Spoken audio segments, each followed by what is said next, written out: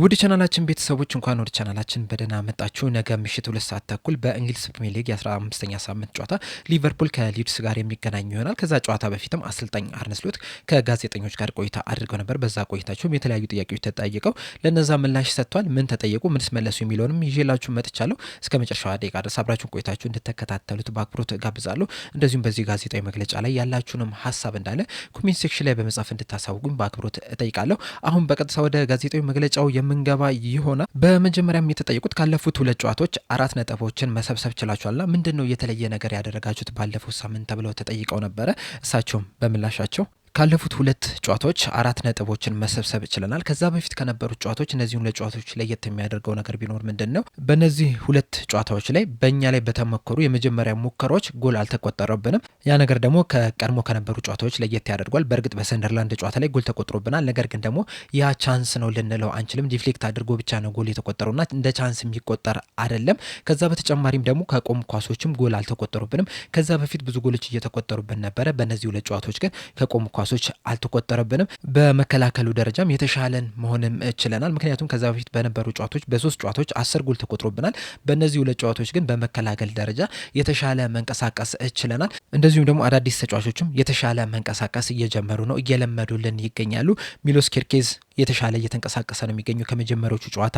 እንደዚሁም አሌክሳንደር ሳቅ የመጀመሪያ ግቡንም ዌስትሃም ላይ ማስቆጠር ችሏል። እንደዚሁም ፍሎሪያን ቪርትዝ ግልጽ በሆነ ነገር ሁላችንም በተመለከትነው ነገር በጣም እየተሻሻለ የመጣ ተጫዋች ነውና እንደ አጠቃላይ የተሻለ መንቀሳቀስ እችለናል። አንድ ስቴፕ ወደፊት መሄድ እችለናል። በእርግጥ አሁንም በጣም ብዙ ማሻሻል ያሉበት ነገሮች አሉ። ምክንያቱም አሁን የተቀመጥንበት ቦታ የምንፈልገው ቦታ ላይ አይደለም የተቀመጥ ነው። ከዚህ የተሻለ ቦታ ላይ ነው መቀመጥ የምንፈልገውና መሻሻል የሚገባቸው ነገሮች አሉ። ነገር ግን ደግሞ ትክክለኛውን መስመር አግኝተነዋል ብለን እናስባለን የሚል ምላሽን ሰጥተዋል። በመቀጠል የተጠየቁት መሐመድ ሳላ ለ2 ተከታታይ ጨዋታዎች በቋሚነት ሳይጀምር ቀርቷል። ነገር ግን በሰንደርላንድ ጨዋታ ላይ ተቀይሮ መግባት ችሏልና ይህ ተቀይሮ መግባቱ በቀጣይ ጨዋታ ላይ በቋሚነት ለመጀመሩ ማሳያ ሊሆን ይችላል ወይ? እንደዚሁም እርሶስ በቀጣይ ጨዋታ ላይ በቋሚነት አስጀምረዋለሁ የሚል ሀሳብ አለው ተብለው ተጠይቀው ነበረ። እሳቸው በምላሻቸው መሐመድ ሳላህ ብቻ ሳይሆን ሁሉም ተጫዋቾች ሀሳቤ ላይ ያሉ በቋሚነት ሊጀምሩ ወይም ደግሞ ተቀይረው ሊገቡ። ምክንያቱም በጣም ጥሩ የሚባሉ ተጫዋቾች በቡድናችን ውስጥ ስላሉ ሁሌም ሀሳብ ውስጥ መከተቴ አይቀርም። መሐመድ ሳላ ደግሞ በሊቨርፑል ቤት ምን ያህል ምርጥ ተጫዋች እንደሆነ በዚህ ሲዝን ብቻ ሳይሆን ባለፉት ሲዝኖችን መመልከት ችለናልና ሁልጊዜም ቢሆን ሀሳቤ ውስጥ አለ በቋሚነት ለማስጀመር የሚሆን ተቀይሮ ለመግባት።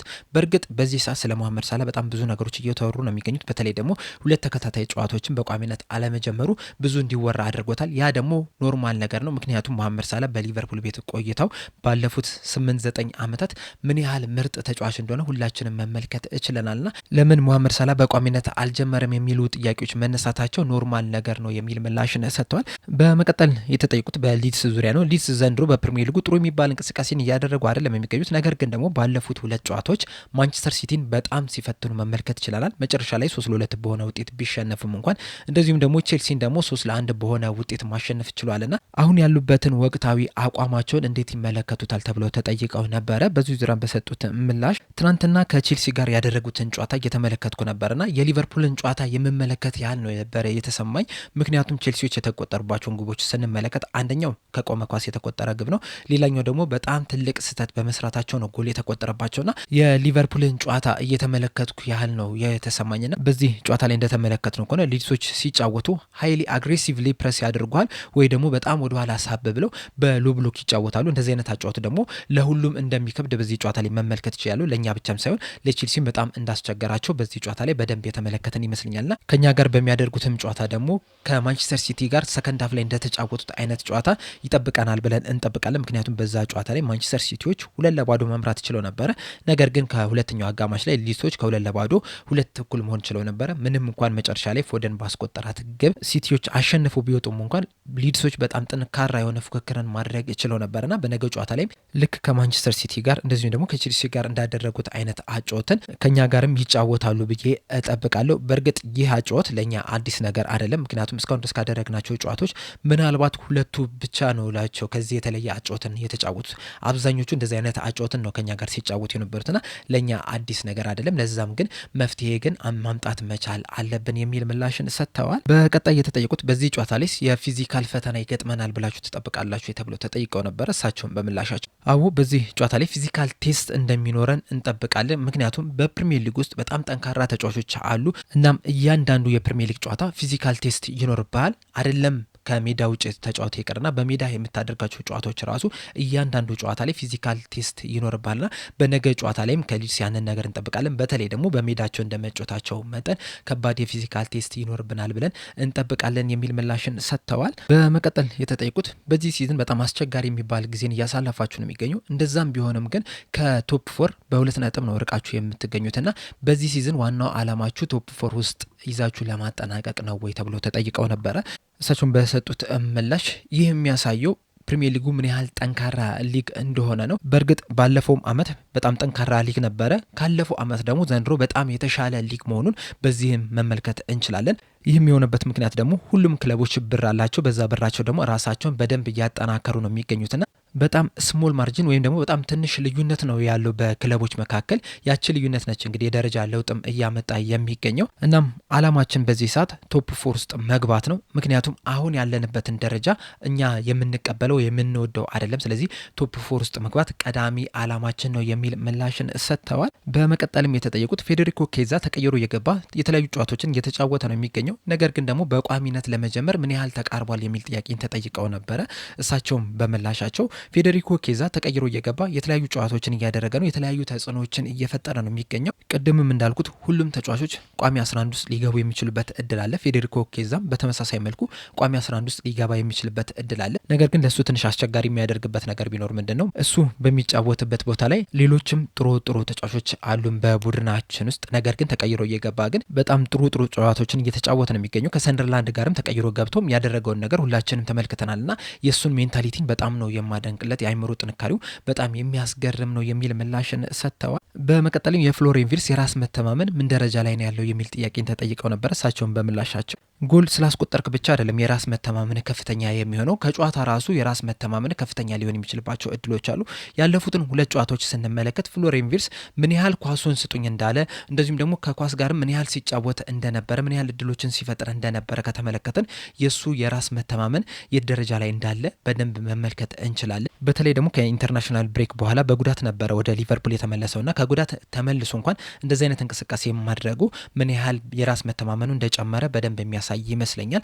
በሰንደርላንድ ጨዋታ ላይ ይህንን ነገር በደንብ ተመልክተናል። በዛ ጨዋታ ላይ እንግዲህ ለማሸነፍ ከፍተኛ ጥረት ሲያደርጉ ከነበሩ ተጫዋቾች መካከል አንደኛው ፍሎሪያን ቪርትዝ ነው። በጣም ወደፊት ሲር መመልከት ችለናል። እድሎችን ለመፍጠርም ጥረትም ሲያደርግ ተመልክተናልና የኮንፊደንስ ሌቭሉ ወይም ደግሞ የራስ መተማመኑ ከፍተኛ እንደሆነ በእነዚህ ጨዋታዎችን መመልከት እንችላለን የሚል ምላሽን ሰጥተዋል። በመቀጠልም ኮነር ብራድሊ ለነገ ጨዋታ ይደርሳሉ፣ እንደዚሁም ጆ ጎሜዝስ አሁን ያለበት ሁኔታ ምንድን ነው ተብለው ተጠይቀው ነበር። እሳቸውን በምላሻቸው ጆ ጎሜዝ በዌስትሃም ጨዋታ ላይ ትንሽ ህመም ተሰምቶት ነበረ። ነገር ግን ደግሞ በሰንደርላንድ ጨዋታ ላይ መጫወትም እችሏል፣ ምንም እንኳን 90 ደቂቃ ባይሆንም ማለት ነው። በትናንትናው ዕለትም የሪከቨሪ ታይም ነው የነበረውና ሪከቨር ማድረግ ይችሏል። ዛሬም ልምምድ ፕሮግራም አለን፣ በዛ ልምምድ ላይም ይሳተፋል ብለን እንጠብቃለን። ኮነር ብራድሊም በተመሳሳይ መልኩ ከጉዳት ተመልሶ በዚህ ሳምንት ሙሉ ትሬኒንግ ማድረግ እችሏልና በዛሬም የልምምድ ፕሮግራም ላይም ይሳተፋል ብለን እንጠብቃለን። ከዛ በኋላ ግን ለነገ ጨዋታም ይደርሳል የሚል እምነት አለን የሚል ምላሽን ሰጥተዋል። በመቀጠል በኮዲ ጋክፖ ዙሪያ ነበር የተጠየቁት። ኮዲ ጋክፖ ባለፈው ዓመት በጣም ምርጥ የሚባል ጊዜን ማሳለፍ እችሏል። በዛ ቦታ ላይም ከሉዊስ ዲያዝ ጋር በጣም ከፍተኛ ፉክክር ነበራቸው። ሉዊስ ዲያዝ እንኳን 9 ቁጥር ቦታ ላይ በሚጫወትበት ሰዓት ኮዲ ጋክፖ ተቀይሮ እየወጣ ሌሎች ተጫዋቾች እዛ ቦታ ላይ ሲጫወቱ መመልከት እችለን ነበረ። እንደዛም ሆኖ ግን በጣም ምርጥ የሚባልን ጊዜን ማሳለፍ እችሏል ባለፈው ሲዝን። በዛም ምርጥ ብቃቱ እንኳን ባለፈው ሲዝን ሻምፒዮንስ ሊግና ፕሪሚየር ሊጉን ከተመለከትን 6 ጨዋታዎችን ብቻ ነው ሙሉ 90 ደቂቃ መጫወት የቻለው። በዚህ ሲዝን ግን እስካሁን ድረስ በተደረጉ ጨዋታዎች 10 ጨዋታዎች ላይ በሻምፒዮንስ ሊግና በፕሪሚየር ሊግ ሙሉ 90 ደቂቃ መጫወት ችሏልና በዚህ ሲዝን እነ ሪዮን ጎሁማ እድል እየተሰጣቸው አይደለም የሚገኙት። እንደዚሁም ደግሞ ሂጉ ኤኪቲኬም ፍሎሪያን ቪርትዝም እዛ ቦታ ላይ እየተጫወቱ አይደለም የሚገኙት። ምናልባት ኮዲ ጋክፖ ለቦታው የሚፎካከረው ተጫዋች አለመኖሩ አልጎዳውም ወይ ተብለው ተጠይቀው ነበረ። እሳቸውም በምላሻቸው ለቦታው የሚፎካከረው ተጫዋች አለመኖሩ ኮዲ ጋክፖን ጎድቶታል ብዬ አላስብም። ምክንያቱም እዛ ቦታ ላይ መጮት የሚችሉ ተጫዋቾች አሉ። ለምሳሌ ሪዮን ጎሁማ፣ ሂጎ ኤኪቲኬ እዛ ቦታ ላይ መጮት ይችላሉ። ነገር ግን ደግሞ ሁለቱም በየራሳቸው ምክንያት ነው እዛ ቦታ ላይ እስካሁን ድረስ ብዙ እየተጫወቱ ያልሆኑት። የሂጎ ኤኪቲኬን ስንመለከተው አሌክሳንደር ኢሳክ እንደሚታወቀው በጉዳትም ይሁን በአቋም ምክንያትም የሚፈለግበት ያህል ደረጃ ላይ ገና አልደረሰምና በዛ ምክንያት ኤኪቲኬን 9 ቁጥር ቦታ ላይ መጠቀም ስለነበረብን እዛ ቦታ ላይ ማጫወት አልቻልንም። እንደዚሁም ደግሞ ሪዮን ጎማን ከተመለከትን ገና 17 ዓመቱ ላይ ነው የሚገኙና ለ17 ዓመት ወጣት ተጫዋች ደግሞ ሪዮን ጎማ ከሚበቃው በላይ የጨዋታ እድል ተሰጥቶታል ብዬ አስባለሁ። በፕሪሚየር ሊግ ውስጥ ያሉትን ሁሉንም ክለቦች ብትመለከቱ የ17 ዓመት ወጣት ተጫዋች ሆኖ ከሪዮን ጎማ በላይ የተጫወተ የለምና በዛ ምክንያትም የጨዋታ ጊዜውን መቀነስ ስላለብን እዛ ቦታ ላይ አላጫወት ነው የሚል ምላሽን ሰጥተዋል። በመቀጠልም ሳቡዝ ላይ ከዚህ ቀደም በሰጠው አስተያየት መሀል ሜዳ ላይ መጮት ነው የምፈልገው የበለጠ ብቃቴም የሚታዩ እዛ ቦታ ላይ ስጫወት ነው እንጂ የክንፍ ተጫዋች አይደለም የሚል አስተያየትን ሰጥተው ነበርና ከዚህ በኋላ ሳቡዝ ላይ መሀል ሜዳ ላይ ለማጫወት አስባቸዋል ወይ የሚል ጥያቄን ተጠይቀው ነበረ። እሳቸውም በምላሻቸው የመካከለኛና የረጅም ጊዜ እቅዳችን ሳቡዝ ላይ መሀል ሜዳ ላይ ማጫወት ነው። ምናልባትም በነገው ጨዋታ ላይ መሀል ሜዳ ላይ ሊጫወት የሚችልበትም እድል አለው። ነገር ግን ደግሞ እሱ ብዙ ቦታ ላይ መጫወት ከሚችሉ ጥቂት ተጫዋቾች መካከል አንደኛው እሱ ነውና በዚህ ሲዝን ደግሞ እኛ በቀኝ ክንፍ ተከላካይ መስመር ላይ ጉዳት ሲያስቸግረን ነበር፣ መሀል ሜዳ ላይ ጉዳት ሲያስቸግረን ነበርና እሱ ደግሞ የተለያዩ ቦታዎችን ከቨር ማድረግ ስለሚችል በቀኝ ክንፍ ተከላካይ ቦታ ላይም ስናጫውተው ነበር። እዛ ላይም በጣም በጥሩ ሁኔታ ሲጫወት መመልከት እችለናል። ነገር ግን በዋነኝነት አላማችን እሱን መሀል ሜዳ ላይ ማጫወት ነው።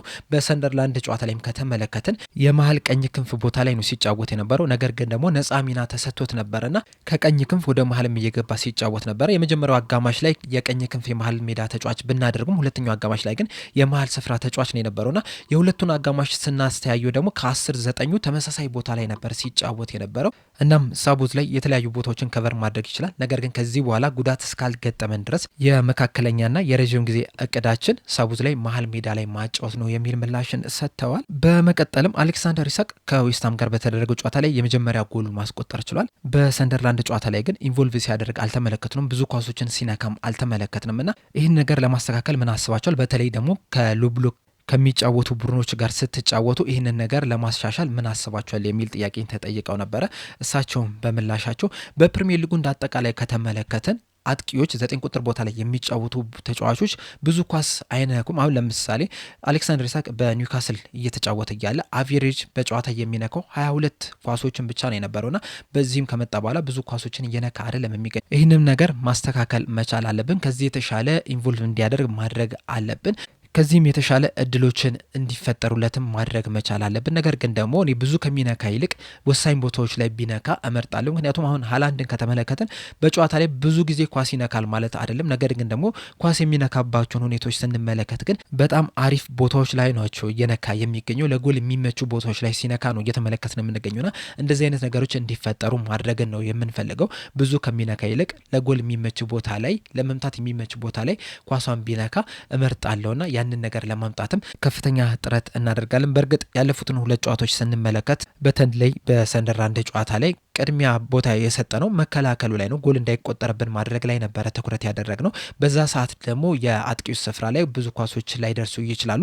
እናም ይህንን ነገር ማስተካከል መቻል አለብን። እንደ ቡድን ማሻሻል ያለብን ነገሮች አሉ፣ እሱም እንደ ተጫዋችም ማሻሻል ያለበት ነገር አለ የሚል ምላሽን ሰጥተዋል። በመጨረሻም የተጠየቁት በሃርቪ ኤሊየት ዙሪያ ነው። በአስቶን ቪላ እንግዲህ ያለፉትን ወራት የመጮቻ እድል እየተሰጠው አይደለም የሚገኘውና ከሃርቪ ኤሊየት ጋር አውርታችኋል ወይ? እንደዚሁም በጃንዋሪስ ወደ ሊቨርፑል ሊመለስ የሚችልበት እድል አለ ወይ ተብለው ተጠይቀው ነበረ። በዚህ ዙሪያ በሰጡትም ምላሽ ወደ አስቶን ቪላ ከሄደ በኋላ 1-2 ጊዜ ብቻ ነው ያወራሁት። ያም ደግሞ ስለዚህ ስላለበት ሁኔታ አይደለም ያወራሁት። ከፌኖርድ ጋር ጨዋታ ነበራቸውና ከጨዋታው በፊትና ከጨዋታው በኋላ ተደዋውለን አውርተን ነበር እንጂ በዚህ አሁን ስላለበት ሁኔታ ስለ ጨዋታው እድል ያወራሁት ነገር የለም። በእርግጥ በቪላ ብዙ የመጮቻ እድል እየተሰጠው አይደለም የሚገኘውና ምን ሊያስብ እንደሚችል እረዳዋለሁ። ነገር ግን ደግሞ ስለሱ የጨዋታ ጊዜ እዚህ አይደለም መጠየቅ ያለበት፣ እዛው አስቶን ቪላ ነው መጠየቅ ያለበት የሚል ምላሽን ሰጥቷል። በአጠቃላይ የሰጡት ጋዜጣዊ መግለጫ ይህንን ይመስል ነበረ። በዚህ በሰጡት ጋዜጣዊ መግለጫ ዙሪያ ያላችሁን ሀሳብ እንዳለ ኮሜንት ሴክሽን ላይ በመጻፍ አሳውቁኝ። ለአሁን እኔ እዚህ ላይ ያበቃው። በቀጣይ በሌላ እስከምንገናኝ ድረስ ሰብስክራይብ፣ ላይክ፣ ሼር ማድረግ እንዳትረሱ። ቸር ያቆየን።